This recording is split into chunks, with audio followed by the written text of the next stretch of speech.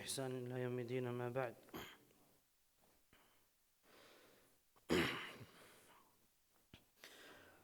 دو اہم باتیں ہیں، ان کی طرف اشارہ کر کے گفتگو کو انشاءاللہ مکمل کر دیں گے. جو رات ہم نے ابھی گزاری ہے، اس کے بارے میں شیخ الاسلام ابن تیمیہ رحمہ اللہ نے لکھا ہے کہ رمضان المبارک کے آخری عشرے میں اگر کوئی طاق رات جمعے کی رات کو آ رہی ہو تو بہت قوی امکان ہے کہ وہی رات لیلۃ القدر ہوگی. پھر اوپر سے یہ رات تھی بھی 23ویں رات، جس کو صحابہ کرام لیلۃ الجہنی کہا کرتے تھے. ایک صحابی تھے، جہنی قبیلے سے ان کا تعلق تھا. انہوں نے اللہ کے نبی صلی اللہ علیہ وسلم سے پوچھا کہ اللہ کے نبی صلی اللہ علیہ وسلم، میں دیہات میں رہتا ہوں اور ہر طاق رات کو یا ہر رات کو میرا وہاں سے مدینہ شہر میں آنا، آپ کے پیچھے آ کے قیام کرنا بہت مشکل ہے. مجھے کوئی ایک رات بتائیں جس رات کو میں آؤں اور آپ کے پیچھے قیام کروں. تو آپ صلی اللہ علیہ وسلم نے انہیں 23ویں رات کو آنے کا کہا. تو یہ دو باتیں ایک رات میں جمع ہوگی. ایک تو 23ویں رات تھی، دوسری وہ جمعے کی رات ہے. دعا کریں اللہ رب العالمین اس رات کو لیلۃ القدر بنا دے، اور جو ٹوٹی پھوٹی عبادتیں کی ہیں اللہ رب العالمین انہیں قبول فرما لے. اب دیکھیں، اتنی عظیم رات ہم گزار کے بھی فارغ ہوئے ہیں، اور اب جب ہمیں اس عظیم رات کی فضیلت، اہمیت کا اندازہ ہوا ہے تو ہم میں سے ہر شخص، کیا کہنے والا اور سننے والا، ہر کوئی ذرا 2 منٹ یہ نکالے اور سوچے کیا اس رات کا حق ادا کیا؟ کتنے لمحات اس رات میں آئے ہیں جو ہم نے غفلت میں گزار دی ہیں. اگر تو یہ احساس دل میں جاگتا ہے کہ واقعی کچھ لمحات غفلت کے ہمارے گزر گئے ہیں، تو پھر آگے 6 دن مزید ہیں، ان کو غنیمت سمجھیں اور اللہ کی رحمتوں کو سمیٹ لیں.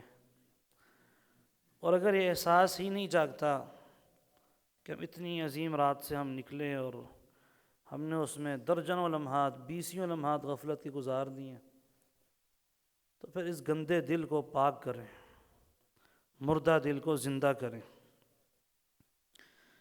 پتہ نہیں ہم کیسا رمضان گزار رہے ہیں اور معتکفین کیسا اعتکاف کر رہے ہیں، کیا مرد اور کیا عورتیں. ہماری آپس کی باتیں ہی ختم نہیں ہوتی. آپ اندازہ لگائیں، میں آپ کے گھر مہمان بن کر آؤں اور آ کر میں موبائل پر اپنے کسی دوست سے رابطہ کروں اور اسی سے باتیں کرتا رہوں اور آپ سے باتیں نہ کروں، تو آپ کیا کہیں گے؟ یہ کیسا بدتمیز آدمی ہے جی، میرے گھر آیا اور مجھ سے گفتگو ہی نہیں کر رہا اور میری قدر ہی نہیں کر رہا. میں اس کے سامنے بیٹھا ہوا ہوں، اس کی خدمت کر رہا ہوں اور یہ مجھ سے بات نہیں کرتا. آپ اللہ کے گھر مہمان بن کر آئے ہیں، اللہ سے باتیں ہی نہیں کرتے. آپ اس میں باتیں کر رہے ہیں جی. کوئی کہتا جی ہم دینی باتیں کر رہے ہیں، کوئی کہتا ہم قرآن کے بارے میں باتیں کر رہے ہیں. عورتیں اپنے مسائل لے کے بیٹھی ہوئی ہیں. ایک ہمارا رمضان گزر رہا ہے جس میں آنکھ سے ایک قطرہ نہیں گرتا آنسو کا. ایک ہمارے اسلاف کا رمضان ہوتا تھا کہ ان کی داڑھیاں جو ہیں وہ گیلی ہو جاتی تھیں آنسوؤں سے. جس جائے نماز پر، جس کپڑے پر وہ کھڑے ہو کے نماز پڑھا کرتے تھے، سجدہ کے لیے سر رکھتے تھے، وہ کپڑا گیلا ہو جاتا تھا. ہم سے جو ہے وہ 2 منٹ کا سجدہ نہیں ہوتا ہم سے. اللہ رب العالمین نے کس طرح ہم سے جو ہے نا وہ سجدے، لمبے سجدے چھین لیے. سجدہ ہی نہیں ہوتا. کسی کو کوئی میڈیکلی پرابلم ہو تو اس کا الگ بات ہے، لیکن ایک جوان جہان ہو اور اس سے سجدہ نہ ہو لمبا، بڑی عجیب بات ہے۔ ہمارے سعودیہ کے ایک شیخ ہیں، نام ان کا میرے ذہن سے نکل گیا، تو وہ کہتے ہیں میں حرم میں تھا تو میرے ساتھ ایک آدمی نماز پڑھ رہا تھا، جب وہ سجدے میں گیا تو اچانک میری نظر ٹائم پر پڑی اور میں اپنی دعائیں کرتا رہا یا قرآن پڑھتا رہا۔ میں نے دیکھا 10 منٹ گزر گئے، 15 منٹ گزر گئے، 20 منٹ، 25 منٹ ٹائم گزرتا جا رہا، اور بندہ سجدے سے سارے نہیں اٹھا رہا۔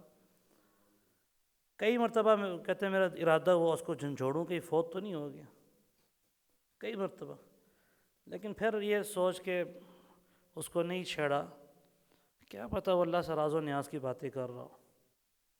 عجب چیز ہے یہ لذت آشنائی ہے، جس کو اللہ کا تعارف حاصل ہو جائے، آشنائی اس کو اور اللہ رب العالمین سے باتیں کرنے کی لذت اور مٹھاس آ جائے۔ کہتے ہیں جب 40 منٹ گزر کے 40 منٹ کے بعد اس نوجوان نے اپنا سر سجدے سے اٹھایا تو اس کا چہرہ جو ہے نا وہ نور سے چمک رہا تھا۔ چہروں پر نور ایسے تو نہیں آتا، نہیں فیئر اینڈ لولی لگا کے نور نہیں آتا، یہ سجدے ہیں، لمبے لمبے سجدے کرنے سے چہروں پر نور آتا ہے، لمبے لمبے سجدے کرنے سے چہروں پر نور آتا ہے۔ تو میرے بھائیوں یہ رمضان ہم گزار رہے ہیں، بلکہ گزار چکے ہیں، 6 دن رہ گئے ہیں، 7 دن رہ گئے ہیں، بڑی قیمتی لمحات ہیں۔ ایک دن آپ اس کو الوداع کر رہے ہوں گے دکھی دل کے ساتھ کہ کاش ایک دن اور مل جاتا تو جو غفلت کے دن ہم نے گزارے تھے اس کو ہم اس میں نیکیاں کما لیتے۔ ہمارے ایک معتکف بھائی ہیں، 2 دن ہو گئے، ان کے دوست ہی ختم نہیں ہوتے، باہر سے دوست آ جاتے ہیں، روزانہ 2 دوست ان کو ملنے آتے ہیں۔ ان کی بدقسمتی یا خوش قسمتی یہ آتے اس ٹائم پر جس ٹائم میں مسجد میں ہوتا ہوں، میں گیٹ سے ان کو پکڑ لیتا ہوں، واپس بھیج دیتا ہوں۔ ہم نے تو اعتکاف کا جو ہے نا بالکل ایسے ہوا، 2 دن ہو گیا، روزانہ 2 دوست، مختلف دوست آئے ہیں، پہلے دن 2 الگ آئے، دوسرے دن 2 الگ آئے، آ کے خیموں میں تانکا جھانکا شروع کیا۔ میں نے بلا لی، میں نے کہا جی فلاں سے ملنا ہے۔ میں نے کہا جی کدھر بیٹھا ہوا ہے؟ کہ جی اعتکاف بیٹھا ہوا ہے۔ میں کہا اعتکاف کا مطلب کیا ہوتا ہے؟ خاموش۔ اعتکاف کا مطلب ہے ہر کسی سے کٹ جانا اور اللہ کے ساتھ جڑ جانا۔ وہ آپ سے کٹ گیا، چلے گئے، اگلے دن 2 دوسرے آ گئے، کل دن میں نے پھر پکڑ لی، میں کہا جی وہی اسی سے ملنا ہے جی۔ میں نے وہ تو آپ سے کٹ گیا 10 دنوں کے لیے۔ کہتا جی اگر 10 دنوں کے لیے وہ کٹ جائے گا تو پھر سالوں سالوں کے لیے ہم کٹ جائیں گے اس سے۔ میں کہا تو کٹ جاؤ، وہ تو اللہ کو منانے کے لیے آیا، آپ نے کٹنا ہے کٹ جاؤ۔ کہتے جی بس بتا دیں بیٹھا کہ ہم صرف سلام کر کے چلے جائیں گے۔ میں نے خبردار، الٹے پیروں واپس جاؤ یہاں سے، قریب بھی نہیں پھٹکنا۔ تو پتہ نہیں ہمارا وہ ایک صحابہ کرام کا اور اسلاف کا اعتکاف ہوتا تھا، علماء کا اعتکاف ہوتا ہے۔ رمضان ہے، قرآن کے ساتھ کوئی تعلق بنائیں۔ پرسوں ہمارے بھائی آئے فیصل آباد سے، کہتے ہیں میں استاذ الاساتذہ استاد محترم حافظ محمد شریف حافظہ اللہ، ان کے پاس گیا، سلام کیا، کہتے جی۔ میں کہا جی میں اس طرح جامعہ سلفیہ اسلام آباد کا طالب علم ہوں، ایک سوال پوچھنا ہے آپ سے، ایران اور اسرائیل کی جنگ میں ہمارا کیا موقف ہونا چاہیے؟ شیخ صاحب نے کہا جی ہمارا موقف یہ ہونا چاہیے کہ ہم کثرت سے قرآن پڑھیں۔ ہمارا موقف کیا ہونا چاہیے؟ کثرت سے قرآن پڑھیں۔ وہ طالب علم ہمارا بھائی پریشان ہو گیا، یہ کیسا موقف ہے جی؟ کہا بیٹا یہ سب سے بڑا علم کیا ہے؟ سب سے بڑا علم قرآن ہے، تو اس علم کو حاصل کرو، یہ علم حاصل ہو جائے گا، سارے کے سارے موقف آپ کو سمجھ آ جائیں گے۔ قرآن آپ پڑھتے نہیں ہو اور آپ آگ پوچھنے آگے جی اس جنگ میں ہمارا موقف کیا ہونا چاہیے، چلو جاؤ یہاں سے، دوسری بات نہیں کی، اٹھا دی۔ استاد حافظ مسعود عالم حافظ اللہ بند ہو گئے ہیں اپنے گھر میں، نماز کے ٹائم آتے ہیں مسجد میں، نہ کسی سے ملاقات، نہ کسی کے سوال کا جواب، نہ کسی سے جو ہے نا کوئی محفل، بس پورا مہینہ رمضان کا ہاتھ میں قرآن اور قرآن پڑھ رہے ہیں، قرآن پڑھ رہے ہیں بس۔ یہ جو ہے نا ہمارے علماء کا رمضان ہے، اس طرح کا وہ ان کا اعتکاف ہوتا ہے، اسی طرح کا ان کا اعتکاف ہوتا ہے۔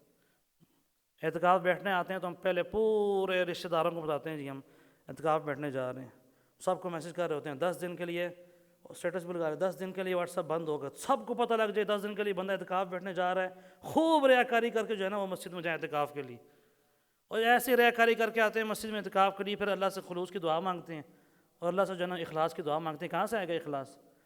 پورے پاکستان کو آپ نے خبر دے دی کہ میں اعتکاف بیٹھنے جا رہا ہوں، پھر کہتے ہیں اللہ تعالیٰ اخلاص نصیب فرما دے، اور پھر آ کے جو ہے نا وہ دعا کرتے ہیں۔ تو پھر دعا کا انداز یعنی دیکھ لیں، ہم دعا بھی کرتے ہیں اور اللہ رب العالمین ہمیں دے بھی دیتا ہے، ہم جو مانگتے ہیں وہ مل بھی جاتا ہے، لیکن آپ دیکھیں دعا کرنے کے بعد ہمارے دل میں اللہ کی محبت نہیں بڑھتی ہے، آنکھوں سے آنسو نہیں جاری ہوتے، اللہ رب العالمین کی ہم تعریف نہیں بیان کر سکتے۔ میں اپنے آپ کو دیکھوں کتنا نکمہ انسان ہوں، آپ پھر بھی ماشاءاللہ بہتر ہیں، میں اپنی دعا چیک کرتا ہوں تو مجھے اپنی دعا کے اندر اللہ کی تعریف تو نظر آتی نہیں ہے۔ بیٹھتے ہیں یا اللہ یا اللہ یا اللہ تو بڑا رحمان ہے، تو بڑا رحیم ہے، اس کے آگے ہمیں کچھ آتا نہیں ہے، ہمیں یہ دے دے اور وہ دے دے اور یہ دے دے اور وہ دے دے کہ ہم جو ہے نا اٹھ جاتے ہیں۔ ہمارے علماء جو ہے نا وہ اللہ کے رب العالمین کے سامنے ہاتھ اٹھاتے تھے، گھنٹوں گھنٹوں گزر جاتے تھے صرف اللہ کی تعریفیں ہی کرنے، صرف اللہ کی تعریفیں کرنے۔ میں ایک دفعہ استاد محترم حافظ ثناء اللہ زاہدی حافظ اللہ کے پاس مدینہ منورہ، مجھے پتہ لگا جب میں ادھر پڑھتا تھا وہ آئے ہوئے، میں ان کے پاس گیا، ان سے ملا، کھانا ہم نے اکٹھے کھایا۔ کھانے کے بعد میں نے کہا استاد جی کو نصیحت کر دیں۔ کہتے ہیں بیٹا اللہ سے محبت کر لو، اتنی سی نصیحت ہے بس۔ محبت کا دعویٰ ہم سب کرتے ہیں، سب محبت کا دعویٰ کرتے ہیں، ہاں جی۔ کہا جی بیٹا اللہ سے محبت کر لو۔ میں بھی خاموش ہو گیا، میری نظر میں ایک جو ہے نا عام سی نصیحت تھی، اللہ سے محبت کر لو جی، ہر کسی کو ہوتی ہے، ہر کسی کو ہونی چاہیے۔ تو انہوں نے دیکھ لیا کہ بیوقوف سا چلا سا آدمی ہے، اس کو پتہ نہیں اللہ سے محبت کرنے کسے کہتے ہیں۔ ان کا بیٹا کبھی نماز کے بعد اذکار کی ہیں؟ جی استاد جی کی ہیں۔ سبحان اللہ کتنی مرتبہ کہتے ہو؟ 33 مرتبہ۔ الحمدللہ کتنی مرتبہ پڑھتے ہو؟ 33 مرتبہ۔ اللہ اکبر کتنی مرتبہ پڑھتے ہو بیٹا؟ میں نے کہا استاد جی 33 مرتبہ۔ اس کے بعد میں نے کہا جی ایک مرتبہ لا الہ الا اللہ وحدہ لا شریک لہ لہ الملک ولہ الحمد وہو علی کل شیء قدیر۔ پڑھتے ہو نمازوں کے بعد؟ میں نے کہا جی استاد جی۔ کہتے تم یہ پڑھتے ہو اور تمہیں اللہ سے محبت کرنی نہیں آئی؟ سبحان اللہ پڑھتے ہو اور تمہیں اللہ سے محبت کرنی نہیں آئی، تو پھر تمہارا سبحان اللہ پڑھنے کا کیا فائدہ؟ تم نے گنتی تو پوری کی ہے، اللہ سے محبت نہیں کی۔ الحمدللہ تم نے پڑھ تو لیا، اللہ سے محبت کوئی نہیں کی۔ تو یہ اللہ رب العالمین سے جو محبت ہے اور اللہ رب العالمین سے ملاقات کا جو شوق، ابن قیم رحمہ اللہ نے کتنی پیاری بات لکھی ہے نونیہ کے اندر۔ کہتے ہیں ایک مومن انسان کو اس دنیا میں سب سے زیادہ جس چیز کا شوق ہوتا ہے وہ کیا ہوتا ہے، اور اس شوق کی لذت ہوتی ہے، وہ شوق کس چیز کا ہوتا ہے؟ اللہ سے ملاقات ہو جائے۔ ہم اپنے آپ کو دیکھ لیں، اپنے اعمال کو دیکھ لیں، اپنی صبح و شام کو دیکھ لیں، ہمارے اندر کیا یہ شوق ہے کہ ہم اللہ سے ملاقات کریں، اللہ سے باتیں کریں، اللہ سے جو ہے نا وہ راز و نیاز کی باتیں کریں؟ کچھ ہے ہی نہیں۔ ہم نے اللہ کو اپنا محبوب بنایا ہی نہیں ہے۔ اللہ سے بدلیے ہم کیسے محبت کرتے ہیں؟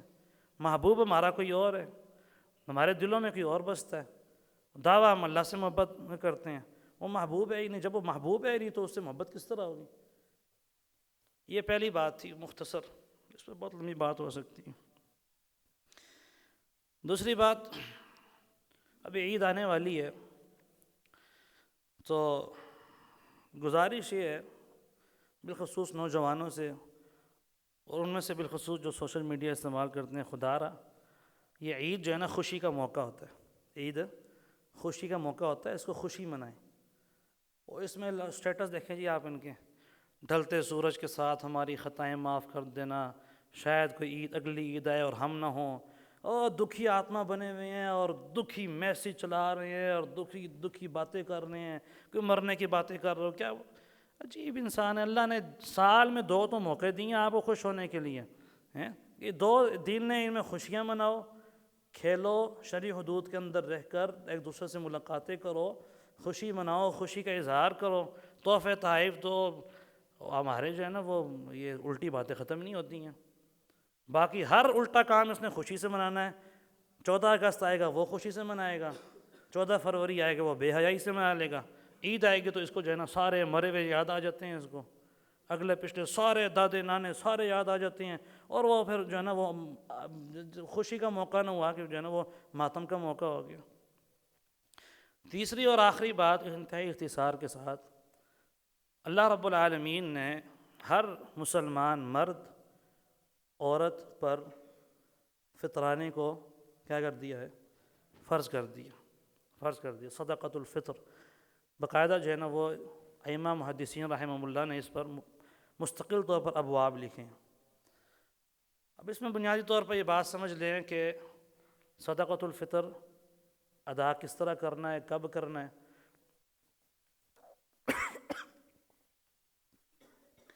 اس کا اصل وقت کیا ہے؟ اصل وقت عید کی نماز سے پہلے۔ اصل وقت کیا ہے؟ عید کی نماز سے پہلے۔ صحابہ کرام فجر کی نماز پڑھ کر عید کی نماز سے پہلے غرباء میں فطرانہ ادا کر کے پھر عید کی نماز پڑھتے تھے۔ ہمارے پاس اتنا وقت ہوتا ہے جی؟ فجر کے بعد ہم پہلے غریب کو فطرانہ دیں پھر عید کی نماز پڑھنے، اتنا ٹائم نہیں ہوتا ہمارے پاس۔ کیوں؟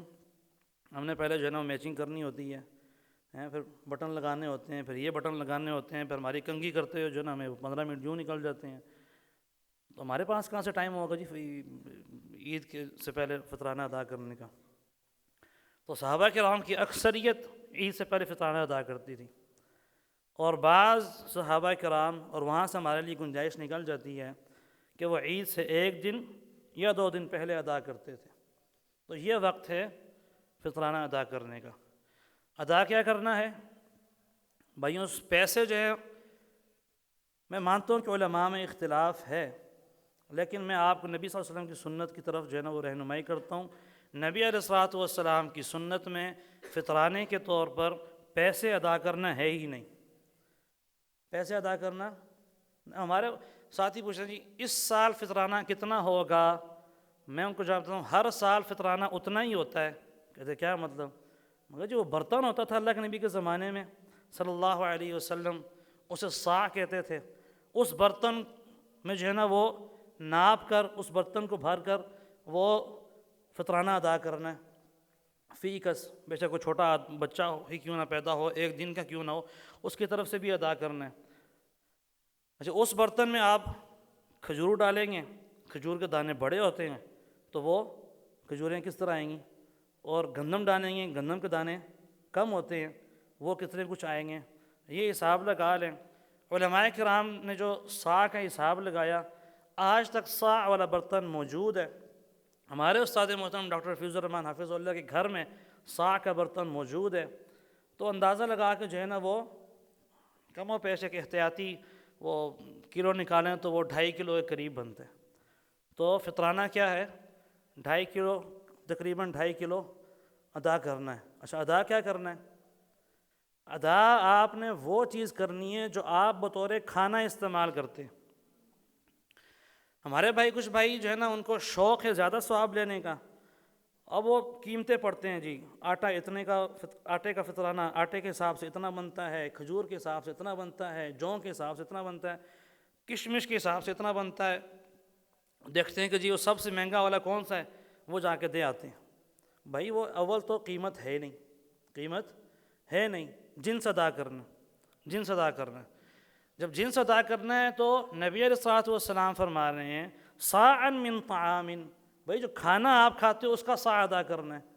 کھانا ہم جو ہے نا عام طور پہ کھاتے نہیں ہیں بطور کھانا، کشمش ہم بطور کھانا استعمال نہیں کرتے، وہ ڈرائی فروٹ کے طور پہ استعمال کرتے ہیں، ہفتے میں 1 مرتبہ کھا لی، مہینے میں 1 مرتبہ کھا لی۔